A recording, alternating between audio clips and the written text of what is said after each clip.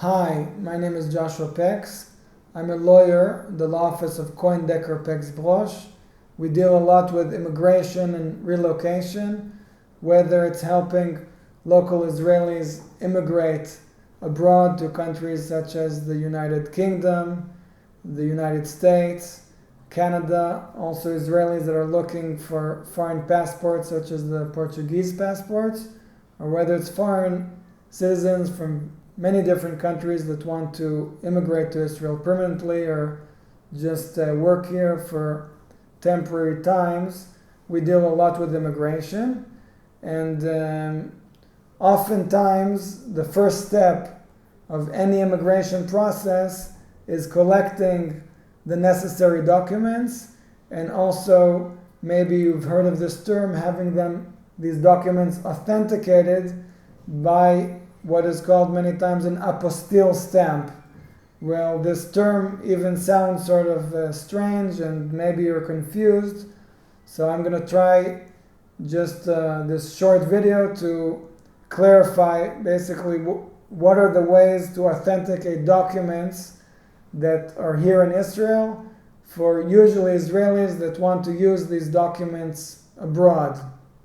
So basically, there's the Hague Convention that was signed in 1961, and members of the convention grant the country members the possibility to give this stamp, which is called the Apostille stamp, on the documents, and other countries that see this stamp can know that the document is real, that it's authentic.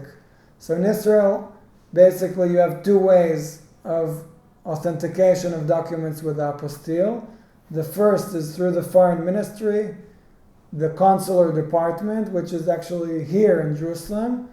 If you're talking about documents that are produced by Israeli authorities, such as a birth certificate or a certificate that shows that the person is a citizen, or marriage certificate, or also police background checks or academic documents, any official document can be taken to the consular department of the foreign ministry, and then you need to pay a fee, which is not that much.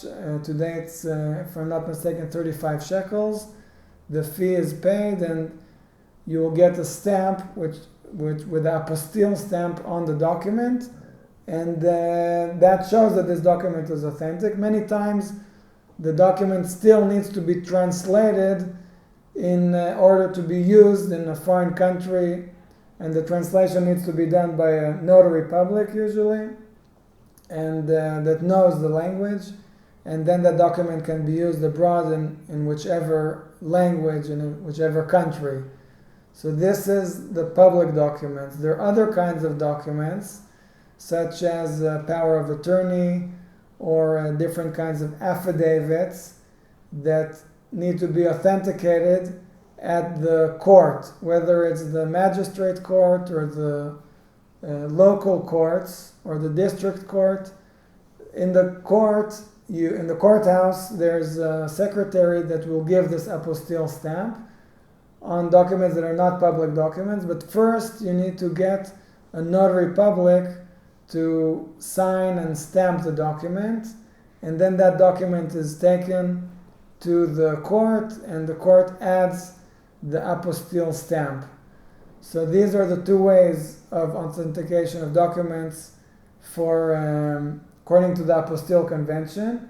You have to understand that there are countries that are not part of the convention. For those countries, there's another step, which is authentication of these documents. After you have the apostille, you still need to authenticate them at their foreign embassy, the consular department here in Israel.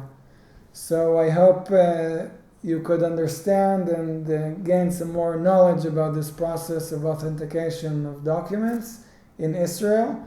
But if you have any other questions, please don't hesitate to contact us. Thank you.